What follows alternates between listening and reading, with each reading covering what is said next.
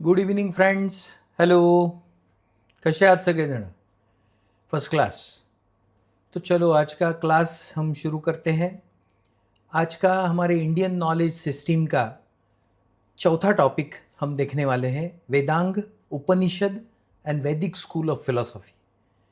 आज का ये टॉपिक शुरू करने से पहले मैं आप सबको ये बता दूं कि कल का जो टॉपिक हमने पढ़ा था थोड़ा सा मुश्किल था वो, और वेदों के बारे में इन्फॉर्मेशन हमने ली, वेदांची सगळी माहिती आपण घेतली आणि काल तुम्हा सगळ्यांचा रिस्पॉन्स देखील चांगला मिळाला.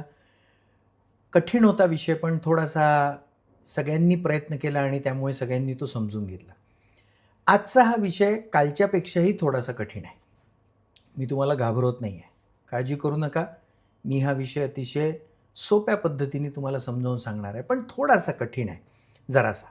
कारण जुनं संस्कृत लिटरेचर, त्याच्यामध्येही एन्शंट इंडियन लिटरेचर असा सगळा भाग त्याच्यामध्ये असल्यामुळे थोडंसं समजायला जरा कठीण आहे. त्यामुळे तुमचं कॉन्सन्ट्रेशन नेहमीप्रमाणे आणि फोकस गरजेचं आहे.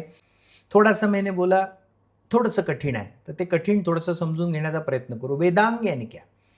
स्पोकन लँग्वेज डिफर्ड फ्रॉम वैदिक लँग्वेज. वेदांग, वेदांग शब्दाचाच अर्थ असा आहे की वेदाचे अंग, वेदाचे सपोर्ट. वेद जे काल आपण पाहिले, ऋग्वेद, यजुर्वेद, अथर्ववेद, सामवेद, हे जे 4 वेद आपण पाहिले, या वेदांमध्ये जे ज्ञान आहे ते जे आपण पाहिलं, ते सगळं ज्ञान लोकांपर्यंत पोहोचवण्यासाठी जे सपोर्ट सिस्टीम होती, ती सपोर्ट सिस्टीम म्हणजे वेदांग आहे.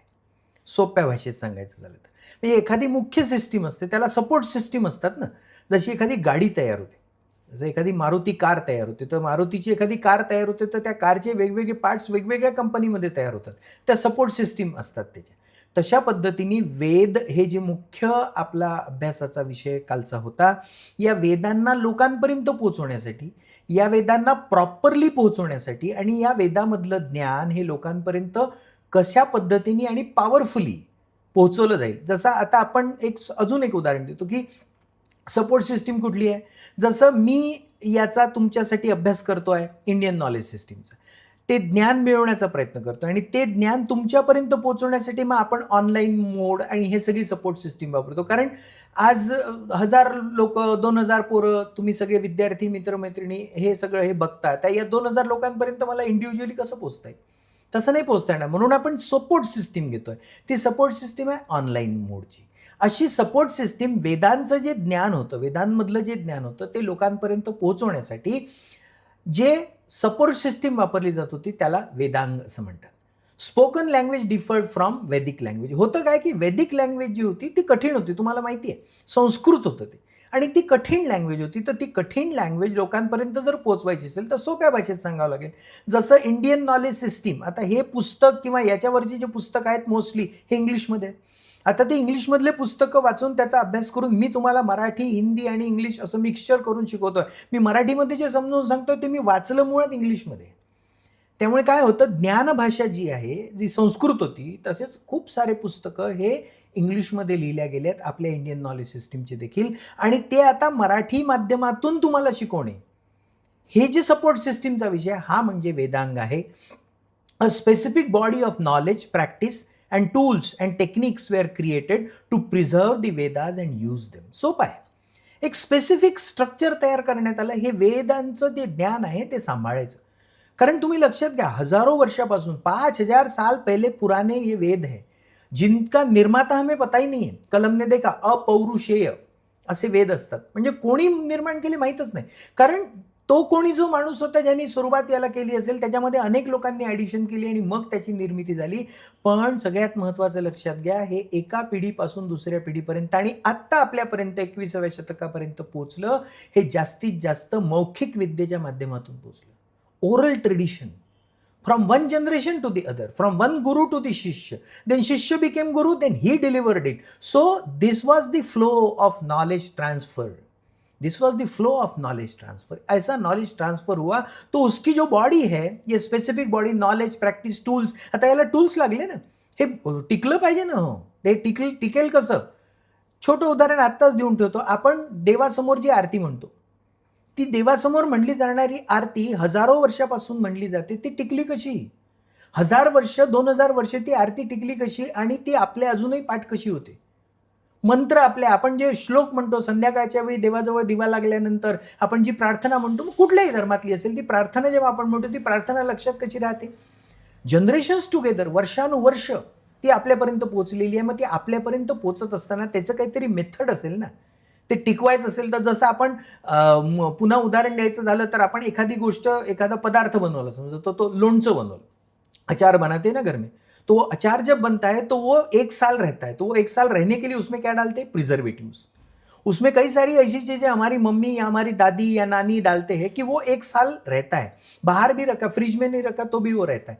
तो इसके लिए जो वो सपोर्ट सिस्टम बनती है वो वेदांग थे.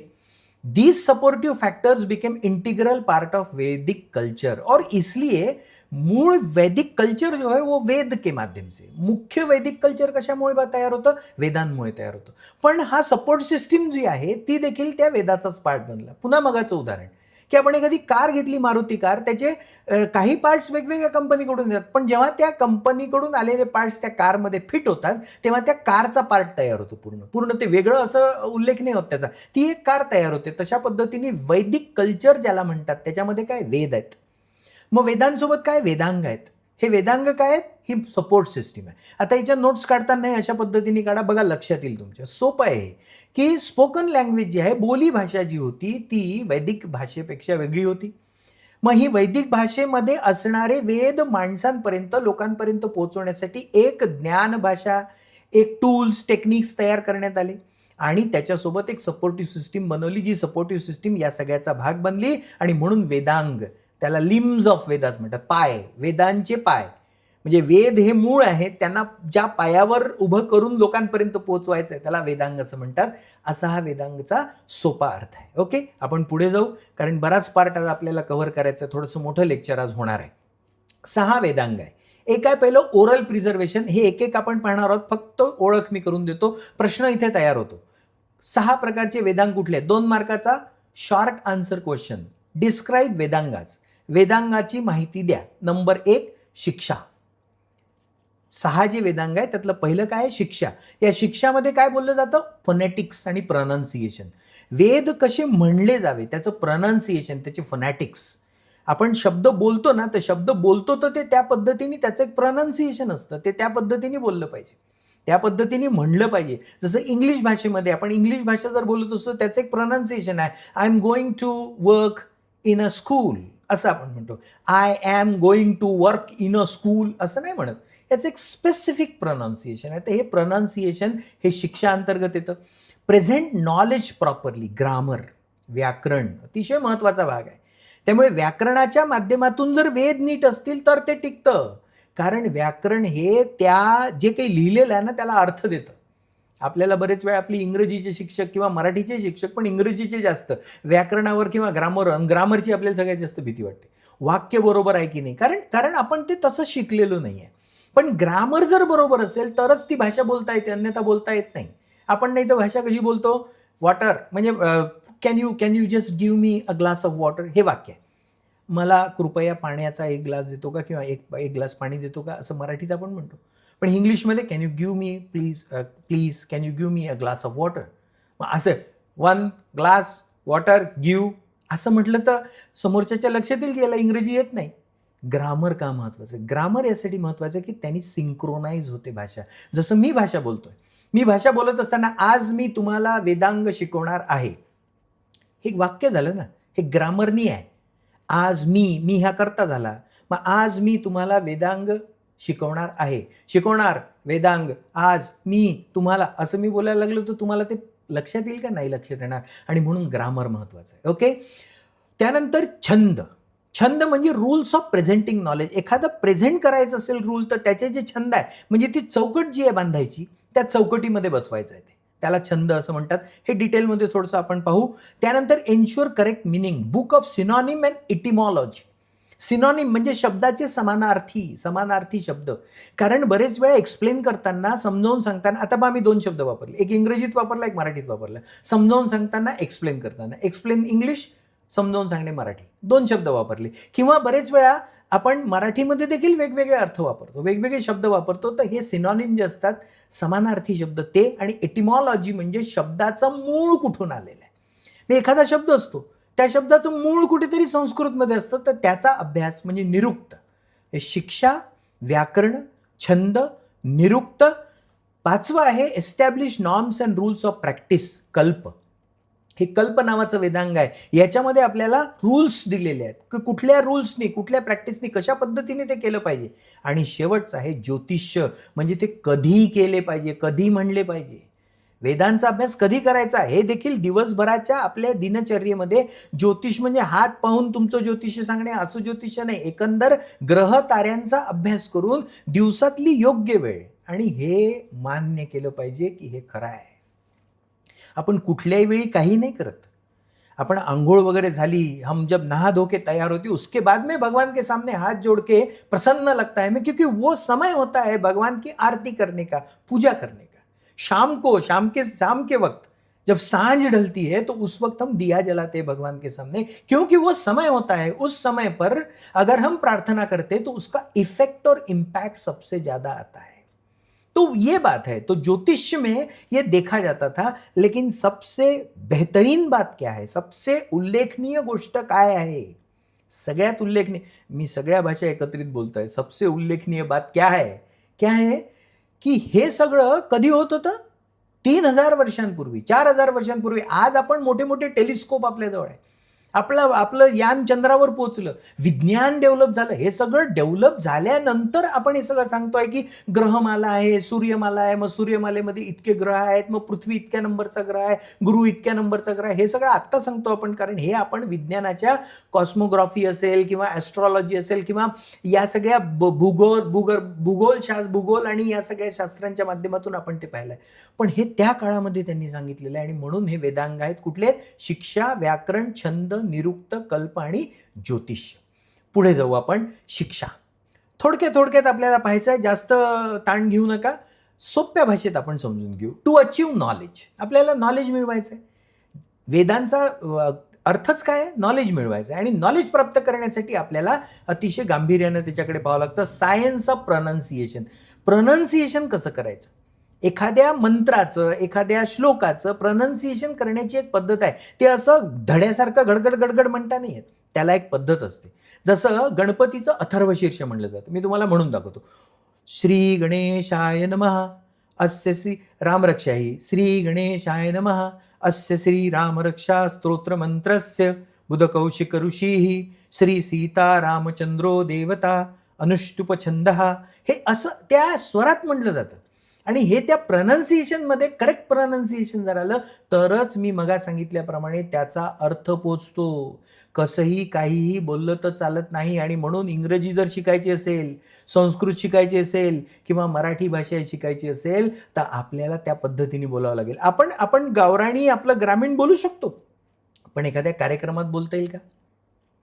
ग्रामीण भाषा मलाही माहिती आहे, आपली ग्रामीण भाषा छान आहे. वैदर्भीय ग्रामीण भाषा फार मस्त आहे आणि सगळेजण त्याचं कौतुकही करतात. मी देखील एका छोट्याशा गावामध्ये राहिलो तर कुणीकडे चालला बे, कायले बोलतो बे, असं आपण बोलतो. तुम्ही पुण्याकडे गेलात तर अजून वेगळ्या पद्धतीने बोलला, तर सोलापूरला अजून पद्धतीने बोललं, तर नांदेडला गेलात तर तिकडे काय करायलास असं म्हणतात ते. आपण काय करून राहिला बे, भाषा बदलली. पण जेव्हा आपण एखाद्या कार्यक्रमामध्ये किंवा एखाद्या समारंभामध्ये बोलतो तेव्हा आपण असं या न बे, आले का बे, असं नाही म्हणत.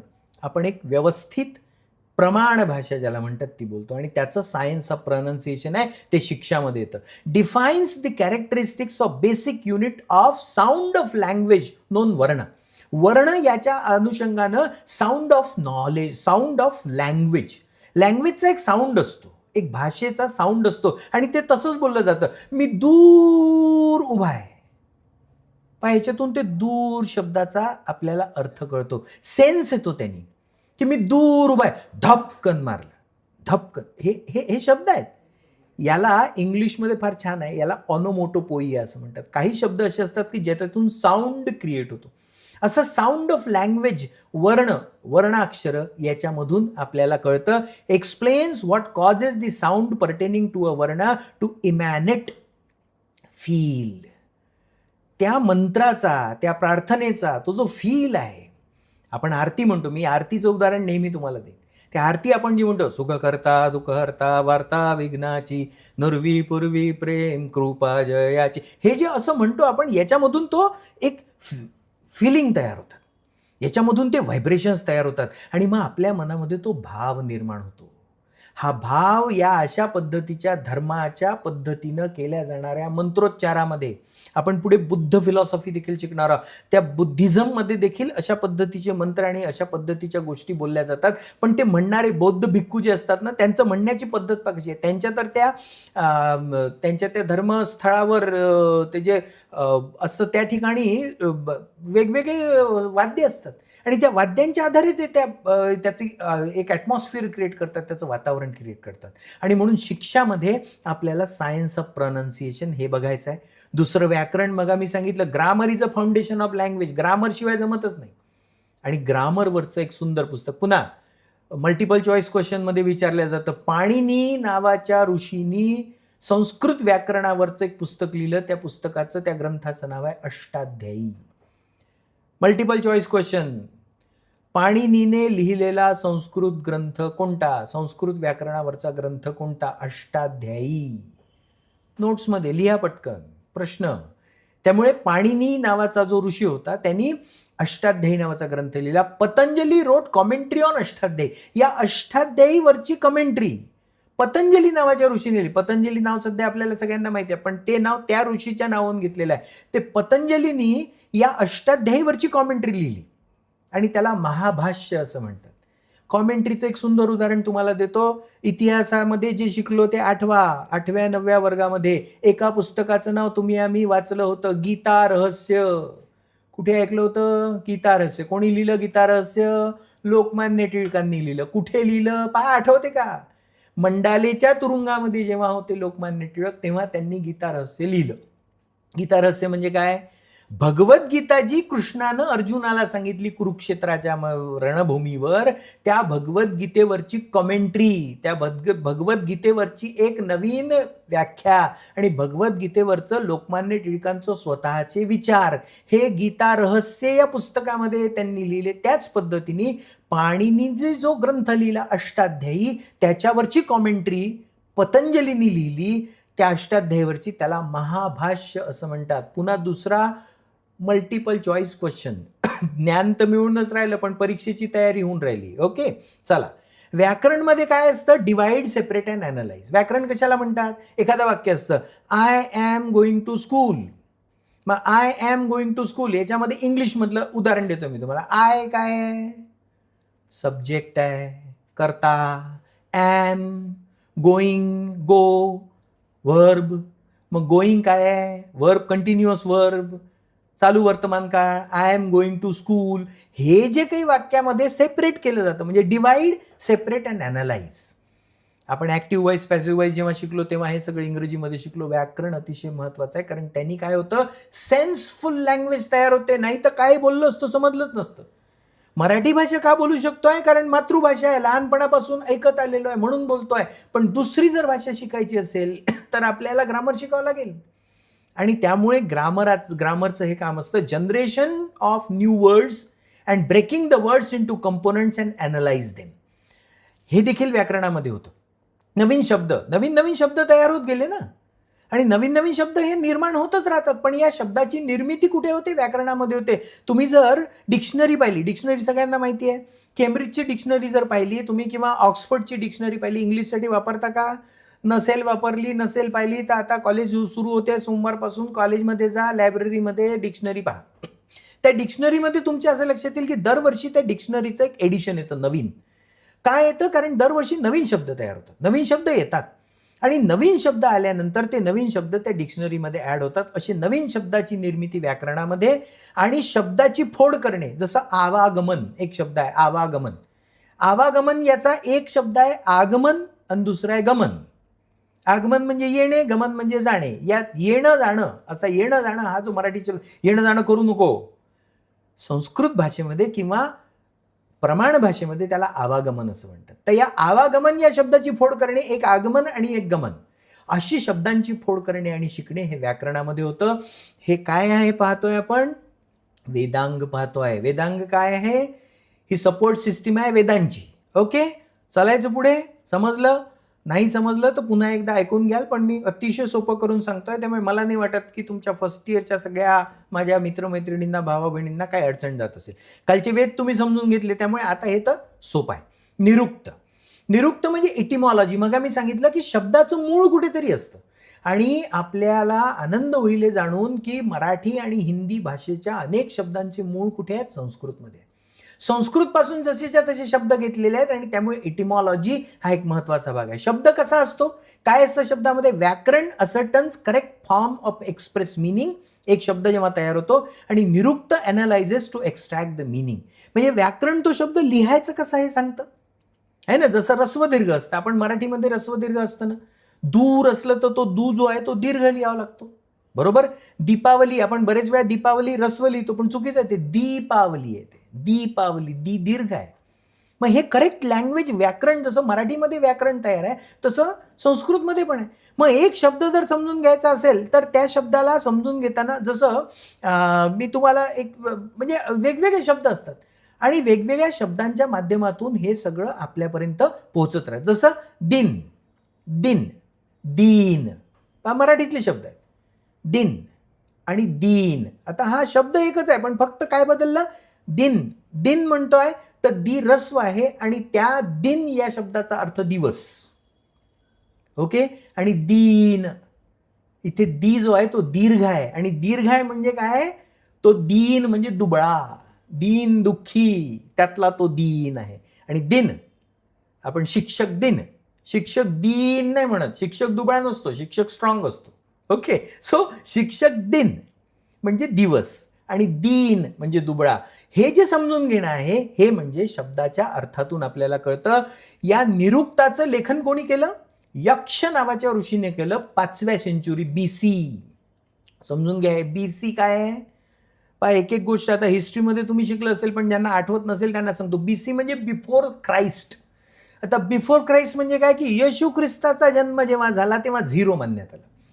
आता हे कोणतं वर्ष आहे? 1-2 मिनिटात मी हे समजावून सांगतो, सोपं आहे हे पुढे, कारण बरेच वेळा BC येणार. तर मग BC म्हणजे नेमकं काय आहे, तर ते लक्षात घ्या. BC नेमकं काय, आणि AD काय? AD म्हणजे आताचं 2024 AD, 2024, इसवी सन 2024 असं आपण म्हणतो ना.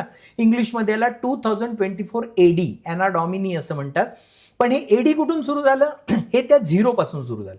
म्हणजे 2024, मग 2000 होतं, मग 1900 होतं, मग 1600 होतं, मग 800 होतं, मग 500 होतं, 400, 100, 50, 25, 10, 7, 8, 3, 2, 1, 0. हे 0 कुठे पकडण्यात आलं? जीसस क्राइस्टचा जन्म झाला तेव्हा, बिफोर क्राइस्ट. आणि त्याच्या तिकडे जे मायनस चालू होते, मग म्हणजे 5वी सेंचुरी BC म्हणजे काय? तर शून्याचं, म्हणजे जीसस क्राइस्टचा जो जन्म झाला त्याच्या आधी 5 सेंचुरी म्हणजे 5 शतकं आधी यक्षांनी लिहिलं. म्हणजे किती जुनं बघा. म्हणजे आता 2024 म्हणजे हे 2024 वर्ष, आणि तिकडचे 500 वर्ष, 5 सेंचुरी म्हणजे 500 वर्ष. तर हे सगळं एवढं मिळून किती वर्ष होतात? तेवढ्या वर्षांआधी हे निरुक्त लिहिल्या गेलं. Nighantu is a thesaurus where synonyms of various genres are collected. हे पुन्हा मल्टिपल चॉईस क्वेश्चनमध्ये निघंटू म्हणजे थिसॉरस. आता थिसॉरस म्हणजे काय? काय एक नवीन येत आहे, पण हे सगळं आपल्याला माहिती पाहिजे मित्रमैत्रिणींनो, हे सगळं माहिती पाहिजे. थिसॉरस म्हणजे एक असते डिक्शनरी, आणि दुसरा असतो थिसॉरस. ऑक्सफर्ड किंवा केम्ब्रिज या पब्लिकेशनचे डिक्शनरी पण आहेत आणि थिसॉरस पण आहेत. थिसॉरस म्हणजे काय? थिसॉरस म्हणजे एका शब्दाचे वेगवेगळे अर्थ, वेगवेगळे समानार्थी शब्द लिहिलेलं पुस्तक. डिक्शनरी म्हणजे शब्दाचा अर्थ, शब्दाचे वेगवेगळे अर्थ. लक्षात येते का? डिक्शनरी म्हणजे काय? शब्दाचे वेगवेगळे अर्थ. आणि थिसॉरस म्हणजे काय? शब्दाचे समानार्थी शब्द. जसं उदाहरण, समानार्थी शब्द म्हणजे काय? सूर्य हा एक शब्द आहे. सूर्याचाच समानार्थी शब्द जो थिसॉरसमध्ये आपल्याला मराठीमध्ये थिसॉरस असतो, त्या थिसॉरसला आपण काय म्हणू? थिसॉरसमध्ये सूर्याला काय म्हणू? दिनकर, सूर्याचा शब्द आहे. भास्कर सूर्याचाच आहे. सूर्य म्हणजेच दिनकर, सूर्य म्हणजेच भास्कर.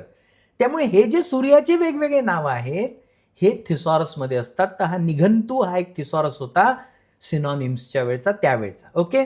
महत्त्वाच्या गोष्टी लक्षात ठेवायच्या आहे. काय? एटिमॉलॉजी म्हणजे शब्दाचं मूळ कुठून शोधलं जातं.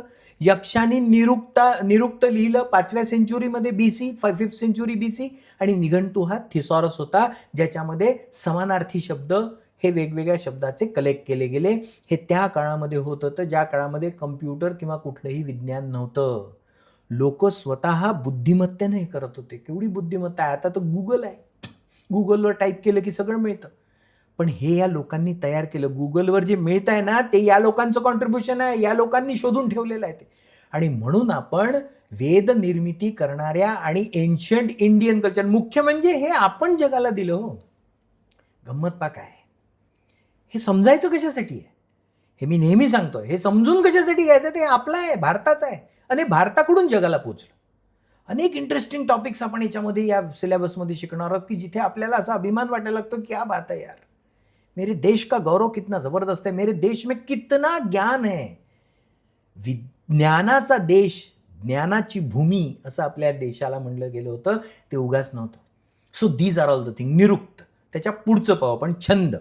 Rhythm is the key aspect of an oral tradition, so study of meter becomes important. Metre असतो स्टडीचं, मीटरची जी स्टडी म्हणजे एखादी कविता, एखादं, मी जसं मग मंत्र म्हणून दाखवला तुम्हाला, तो मंत्र म्हणताना सर्वेपि सुखिनः सन्तु, सर्वे सन्तु निरामया, सर्वे भद्राणि पश्यन्तु, हे जे म्हणलं जातं ना, याचा जो रिदम आहे, या रिदमवर म्हणलं जातं. तो रिदम का बरं महत्वाचा आहे? कारण तो लक्षात राहतो. काल मी उदाहरण दिलं होतं की आपण 4th 5वीत असतानाचे धडे लक्षात नाही राहत, पाठ वो जो लेसन है वो ध्यान में नहीं रहते, लेकिन कविता ध्यान में रहती है, पोएट्री ध्यान में रहती है. पोएट्री आपल्या लक्षात राहते, कविता आपल्या लक्षात राहतात, कारण काव्य हे रिदमवर असतं. आणि रिदम ज्या गोष्टीला आहे ना, ते पटपट लक्षात राहतं, कारण रिदम हा मुळात लक्षात ठेवण्यासाठीचा महत्त्वाचा भाग आहे. Chhand is a metric metre of poetic composition. एखादी पोएट्री असते, त्याच्यामध्ये काव्य असतं. ते काव्य इतके शब्द, आपण कविता वाचतो ना, तर ती छान रचलेली असते, एका शब्दाच्या मागे दुसरा शब्द लावलेला असतो, आणि म्हणून त्या कवितेचं जे मीटर आहे ते महत्त्वाचं आहे. छंदशास्त्र is a major treatise on Vedic metre written by Pingala. Pingala ऋषी 300 BC, बिफोर ख्राइस्ट, 300 BC, म्हणजे 300 वर्षाआधी जीसस ख्राइस्टच्या जन्माच्या. आता BC लक्षात ठेवायचं, आणि त्याच्या पुढे सगळं AD आहे. तर BC आपण BCतलंच वाचणार आहोत सगळ्यांनी, अभ्यासणार आहोत, कारण एन्शंट इंडियन कल्चर हे बिफोर ख्राइस्टच आहे, जीसस ख्राइस्टच्या जन्माच्या आधीच आहे सगळं. आणि त्यामुळे वैदिक मीटर जे आहे हे कोणी लिहिलं होतं? पिंगळा नावाच्या ऋषींनी लिहिलं होतं. आणि सिलॅबल, ज्याचा लोएस्ट काउंट, सिलॅबल हा लोएस्ट इन द काउंट आहे, सगळ्यात पहिले सिलॅबल आहे. त्यानंतर पद असतात, वेगवेगळे पद असतात, combination of number and pattern of syllable.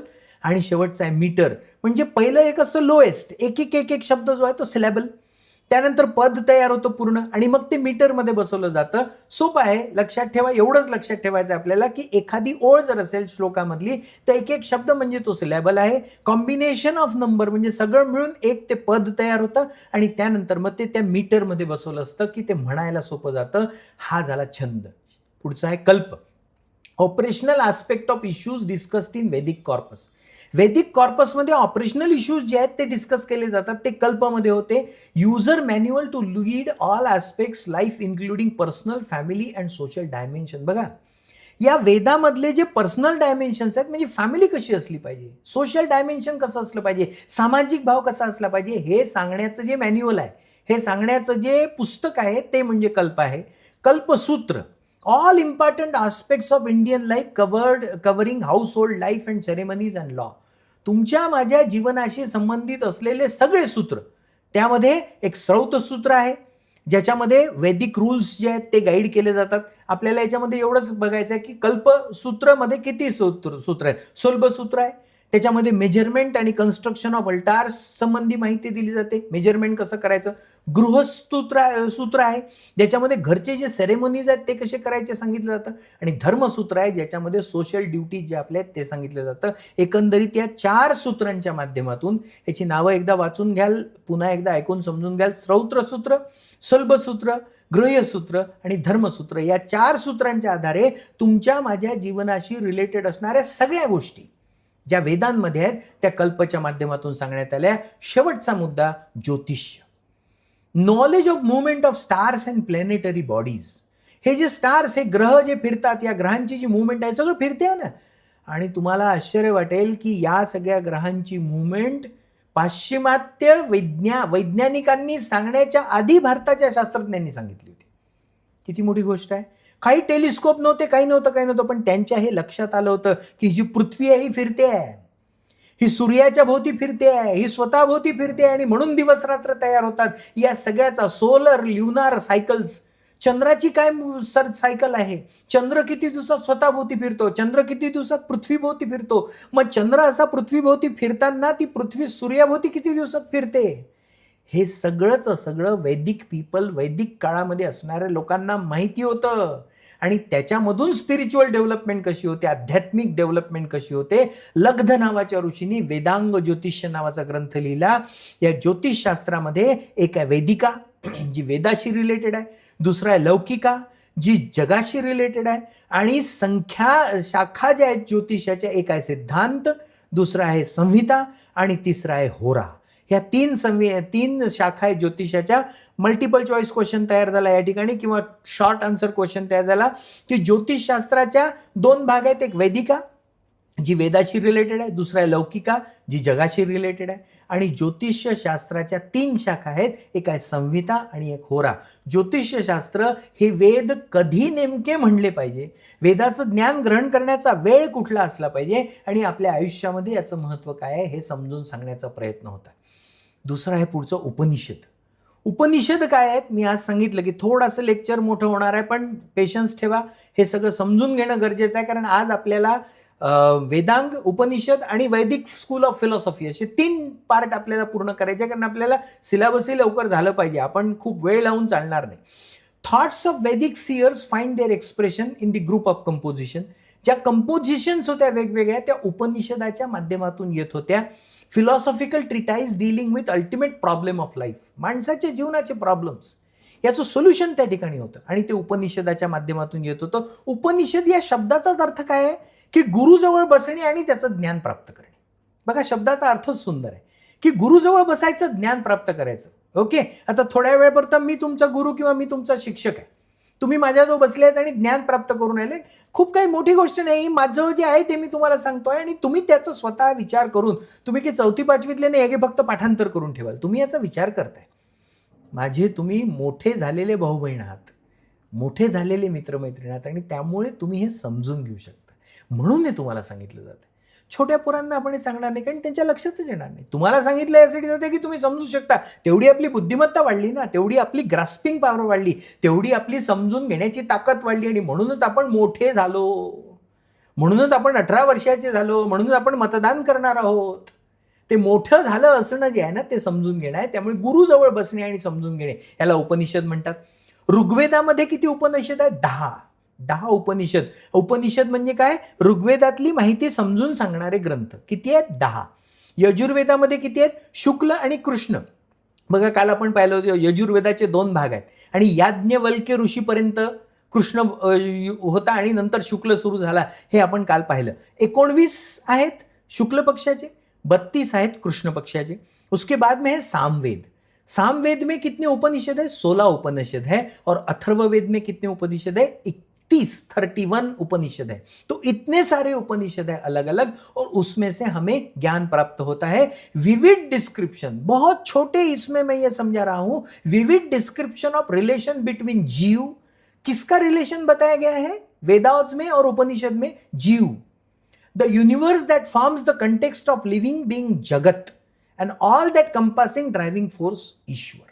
एक जीव जो है, जो तुमच्या माझ्या शरीरामध्ये आहे, बराबर, हमारे शरीर के अंदर जो जीव है, जिसके कारण हम जीवित है.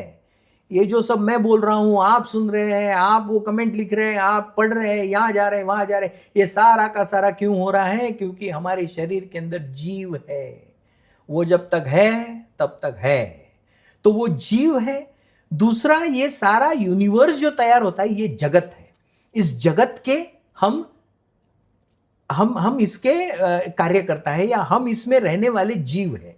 तो ये पूरा का पूरा ब्रह्मांड, ये पूरा का पूरा जगत है, इसमें सारे प्राणी आते हैं, सारे जीवित पशु पक्षी पेड़ सब कुछ आता है, तो वो जगत है. और इस सारे पूरे सिस्टम को कंट्रोल करने वाला कौन है? ईश्वर। अब इस ईश्वर के अलग अलग नाम दिए हुए हमने, कोई इसे शंकर बोलता है, कोई इसे हनुमान बोलता है, कोई इसे राम बोलता है, कोई इसे कृष्ण बोलता है, अलग अलग नाम से पुकारे जाते हैं और अलग अलग श्रद्धाएं रखी जाती है। लेकिन ये एक पावर है, basically this is a power which governs. और सोच के देखिए थोड़ा सा, ये पावर तो है ही। हम जब जन्म लेते हैं उसके बाद में हमारी जो जिंदगी चलती है, कितना बढ़िया सिस्टम है हमारा, हमारे ब्रेन से लेके हमारे शरीर के हर पार्ट तक वो जो सिस्टम चलती है, वो जो इंस्ट्रक्शन की सिस्टम चलती है और जो सोच हमें मिलती है, ये कितना जबरदस्त सिस्टम है। तो ये चलाने वाला, इसके ऊपर पूरा कंट्रोल किसका है? ईश्वर का है। जन्म कब लेना, मृत्यु कब होगा, ये सारा का सारा कंट्रोल किसी को पता नहीं है। आगे क्या होगा, पीछे क्या था, ये सब किसी को पता नहीं है। कंटेन्स महावाक्य, the ultimate pronouncement of truth. और इसलिए अल्टीमेट ट्रूथ जो है वो हमें उपनिषद से मिलता है। आज के हमारे लेसन का आखिरी का टॉपिक वैदिक स्कूल ऑफ फिलॉसफी, क्योंकि इसके बाद में हम लोग नॉन वैदिक स्कूल ऑफ फिलॉसफी पढ़ने वाले, जिसमें फिर बुद्धिज्म है, जैनिज्म है, वो सब इसमें आएगा। तो इसके फीचर्स क्या है? संख्या, उसके बाद में योग, उसके बाद में न्याय, उसके बाद में वैशेषिका, मीमांसा और वेदांत। इसको ज्यादा डिटेल में पढ़ने की जरूरत नहीं है। अभी हमें ये देखना है कि वैदिक school of philosophy K features क्या है। 2 मार्क का क्वेश्चन आपको आ सकता है, तो आपको लिखना है कि वैदिक स्कूल ऑफ फिलॉसफी के 7 अलग अलग ये है, संख्या, योग, न्याय, वैशेषिका, मीमांसा और वेदांत। ओके, सो 6 इसके फीचर्स हैं। इन 6 फीचर्स के बारे में हमें बताना है। Common goal to answer question, कौन सा आंसर करना है क्वेश्चन? कौन सा क्वेश्चन है? Who am I and what is the process of final liberation. अब आपको ऐसा लग रहा होगा कि सर हम अभी 18-19 साल के और हमें ये अब इतना ज्ञान जो मिल रहा है, तो ये तो हमारे बुढ़ापे में लेने वाला ज्ञान है। ऐसा नहीं है। ये सवाल तो अभी भी आता है ना, हु एम आई, मैं कौन हूं। कल ही मैंने बताया आपको, स्वॉट एनालिसिस, मेरी स्ट्रेंथ क्या है, मेरा वीकनेस क्या है, मेरी अपॉर्चुनिटीज क्या है और मेरे चैलेंजेस क्या है, ये जानना। इसका मतलब मैं कौन हूं, हु एम आई, मैं कौन हूं और मोक्ष की प्राप्ति कैसे होगी। इस दुनिया से जब मैं जाऊंगा तो जाते वक्त मेरी स्थिति कैसे रहेगी,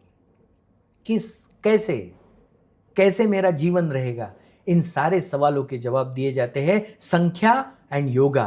properties of matter and its role, ये जो मैटर है पूरा, जिससे ये पूरा बना है, पंच महाभूत जिसे बोलते हैं हम लोग, तो ये किससे बना है? न्याय और Vaisheshika, valid knowledge of reality, reality क्या है इसके बारे में नॉलेज देते हैं। और मीमांसा और वेदांता, ये हमें डायरेक्ट गाइडेंस फ्रॉम वैदिक कॉर्पस, वैदिक स्कूल ऑफ फिलोसॉफी का डायरेक्ट ज्ञान हमें मिलता है। तो ये 6 प्रकार हो गए।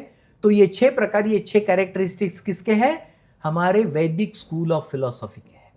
ओके, तो आज हमारा ये टॉपिक यहां पर खत्म होता है। टॉपिक नंबर 4, क्या क्या पढ़ा हमने आज? थोड़ा सा लंबा हुआ हमारा जो लेक्चर है, लेकिन बहुत इंपॉर्टेंट चीजें हमने पढ़ी। एक हमने पढ़ा वेदांग, इसको फिर से एक बार देख लेना, समझ लेना, ठीक है। वेदांग हमने पढ़े, ओके। उसके बाद में हमने उपनिषद पढ़े और उसके बाद में हम वैदिक स्कूल ऑफ फिलोसॉफी पढ़ी हमने, ओके। तो ये सारा का सारा हमने अभी पढ़ा है। इसमें से सवाल आएंगे, 100% आएंगे।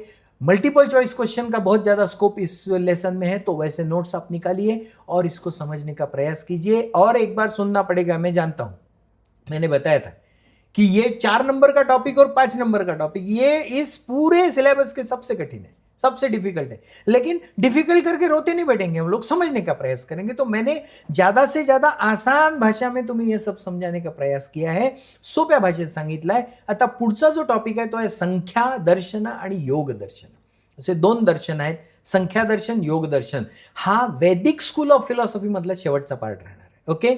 हा शेवटचा पार्ट समजल्यानंतर मग आपण नॉन वैदिक फिलॉसॉफीकडे वळू, ज्याच्यामध्ये मग बुद्ध फिलॉसॉफी, त्याच्यानंतर जैन फिलॉसॉफी, मग महाभारत, रामायण, हे सगळं आपल्याला माहिती असणार आणि थोडं सोपं असं सगळं पुढे येणार आहे। त्यामुळे फार घाबरून जाण्याची गरज नाही।